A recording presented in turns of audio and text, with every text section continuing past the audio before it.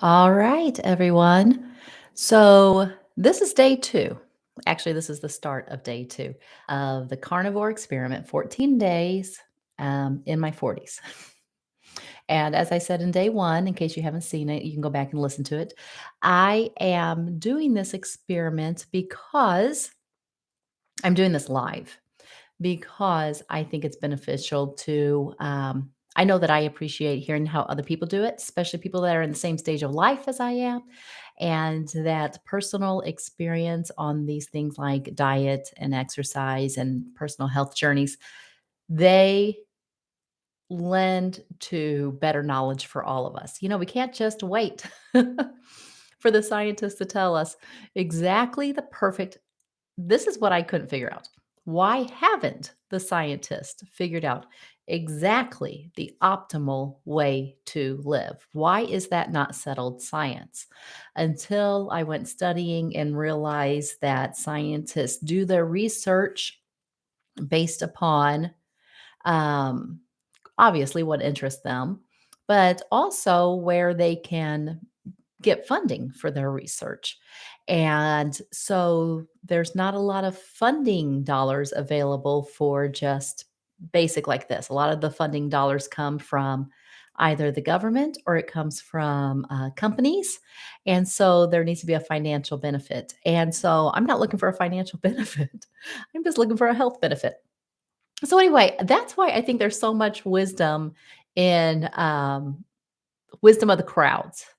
There's a verse in the Bible that says, iron sharpens iron, so a man sharpens the countenance of his friend. And so I think that when we share our experiences with each other and when we hang around people that have what we're wanting, um, we can learn from them by osmosis, which is my tip of the day. So I'm on day two. And if you wonder, how do I keep myself motivated for doing this challenge? I do it this way. I spend time reading more on the challenge and listening to videos and podcasts of other people who have done this. And so before starting this, I did a little bit of research, but I did not make it exhaustive on purpose because learning as I go is a way to keep myself motivated. So, if you're like me, you might want to consider trying that. Instead of doing all the research on the front end and then making this measured decision, sometimes just jump in while you're still a little bit green and enjoy doing the research as you go. So, the parameters of my 14-day experiment is I'm doing carnivore and I have a goal to lose a little bit of weight, and I have a goal to reduce inflammation and have more um, lowered anxiety and like clear mental clarity.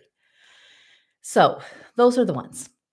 So day two, how did day one go? Well, I hit 5 o'clock yesterday. And that mental clarity was nowhere to be found. I have an idea that I was burning off the very last of the carbs and the glucose. And oh my goodness, I was slow to speak and struggled to what I was thinking about. And it was a pain. But yesterday was Memorial Day. And so I had planned to do a couple of big steaks and I did sweet potatoes, baked sweet potatoes for the rest of the family. And I just ate the steak. I ate about a pound of steak for supper. For lunch, I had 4 eggs over easy, cooked in some bacon grease. And that was pretty good. It was okay. It's not one of those things that, you get all excited about. But I'm trying to eat for nutrition, not for pleasure, not for entertainment right now. And so eggs are never one of my favorite things. So if I'm willing to eat eggs, then I know that it must be true hunger. And so I ate them and I ate the steak and I felt good. There was about 15 or 20 minutes, about an hour or so after supper, where I felt a little bit queasy, nothing to be real serious about. But, if I hadn't been on the challenge, I would have gone and grabbed some crackers. Um, I have an idea that that's just, again, some of that glucose being burned out in my system, and my body is just, kind of making the changeover to become more fat burning. So that was last night. This morning, I work out twice a week. So today was my workout for an hour with weights with my trainer, and whoa, it felt like I didn't have as much endurance energy as I usually have. And like I said, I think I attribute it could have been two things. The air conditioning was out in the gym. It could have been that. But I think it was just, again, my body making some very swift transitions. Why do I think that my body is making swift transitions? Because my weight dropped from 163 to 160 this morning. And so I think I'm shedding a lot of water weight, and my body is like scrambling to catch up. But anyway, I made it through the workout, but it felt like it was going to take everything I got to finish. And I really wanted to complain to my trainer a lot, but I was too tired. Usually I can be a little bit, chatty, and this time I was not. Anyway, all right, so that was my workout, and then I came home and decided we are going to go ahead and eat. And so I ate a half a pound of beef with salt and pepper, cooked in a little bit of bacon grease. And then also for some extra fat, I added about 2 or 3 tablespoons of,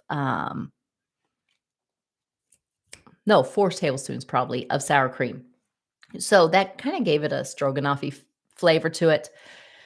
That was good. I thought, oh, you know what? I could eat this more often. So we'll see how my body does with it, and see if it causes any problems. I really want to stay light to no dairy, so this is light dairy.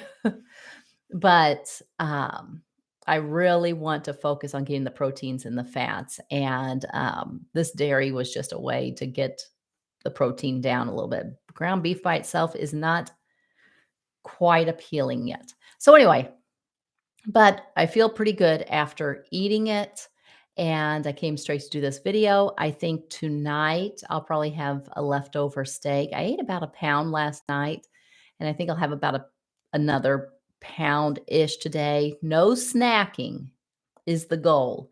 Um, but with that being said, as I am adjusting to, my body, I'm going to listen to it. And so if it, really feels like it's drained and like I didn't give it enough fuel, then I might, cook some eggs or something.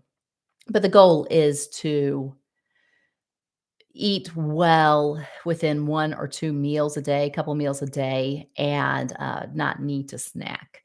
So anyway, it was one of those things when I was finished with lunch, I did a little bit early, and I was like, I'm kinda tired of eating this, but I'm not sure I'm full." So, anyway, I am learning to listen to my body better. That's one of the key takeaways. So, that's where I am today. That's the update for day 2.